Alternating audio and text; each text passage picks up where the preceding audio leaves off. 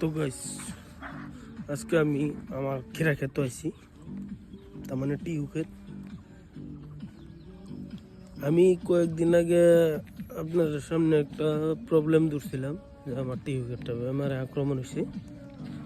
তো হগলে আমি দেখাম বেমারটা সুস্থ হয়েছে কি না, যেহেতু আজকের দিনে 1 সপ্তাহ হয়ে গেছে।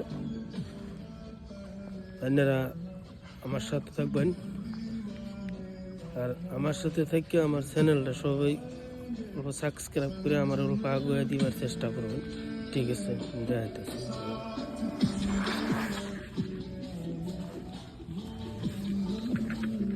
তো এই যে দেখুন ব্যাপারটা দেখতে পেলেন,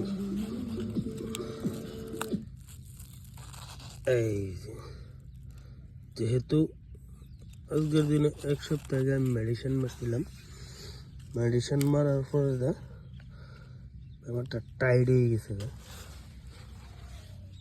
যদি মেডিসিন না মারতাম গাইস, তাহলে উপরের মাথাটি যেটি আছে ব্যক্তি এরকমই কন্ডিশন হইলে তো অল্প আরাম পাইছে অবশ্য।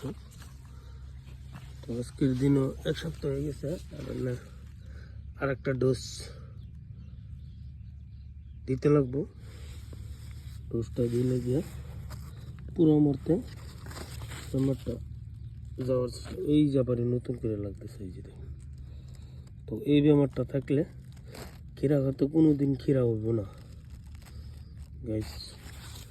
আমার এই লগে এই ক্ষেতের লগে আবার এই যে ঝিঙ্গা লাগাইছিলাম, ঝিঙ্গা গাছটা অবশ্য সুস্থ আছে, কিন্তু খিরা ক্ষেতটা এরকম সুস্থ নাই। খিরা ক্ষেতটা কত টাকা ইনভেস্ট করছি এটাও আপনার পরবর্তী ভিডিও দেখেন।